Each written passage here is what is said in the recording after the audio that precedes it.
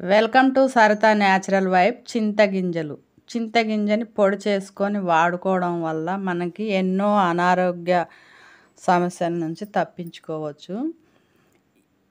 అసలు ఈ చింతగింజల పొడి ఏ విధంగా తయారు చేసుకోవాలో, మనకి ఏ విధంగా ఉపయోగపడుతుందో, ఎన్ని అనారోగ్య సమస్యలు తగ్గించుకోవచ్చో ఒకసారి చూద్దాము.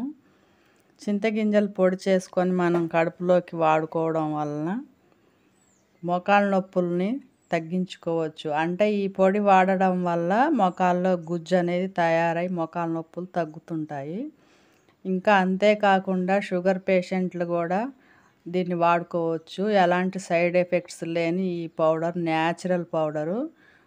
డయాబెటీస్ అనేది చాలా అంటే చాలా కంట్రోల్లోకి వస్తుంది. అంతేకాదు కాల్షియము, మెగ్నీషియం అధికంగా ఉంటుంది ఇందులో.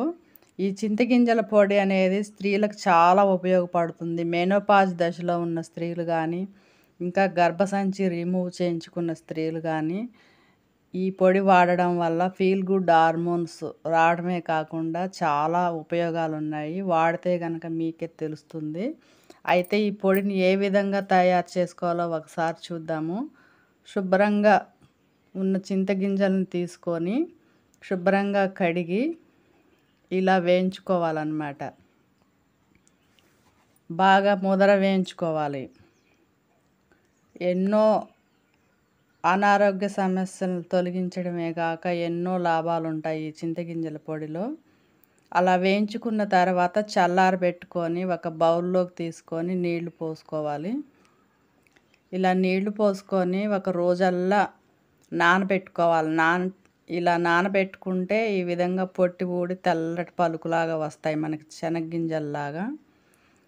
అలా పువ్వులాగా నానిన చింతగింజల్ని 1కి 4 సార్లు అంటే ఇలా తెల్లగా వచ్చే వరకు బాగా వాష్ చేసుకోవాల్సి ఉంటుంది. ఇలా వాష్ చేసుకున్న తర్వాత ఒక ట్రేలో పెట్టుకొని బాగా ఎండనియ్యాలి. గలగలలాడేటట్టు అయితే ఎండనియ్యాలి. అయితే ఈ పొడిని చాలా చేసుకొని మనం స్టోర్ చేసుకొని సంవత్సరం వల్ల వాడుకోవచ్చు.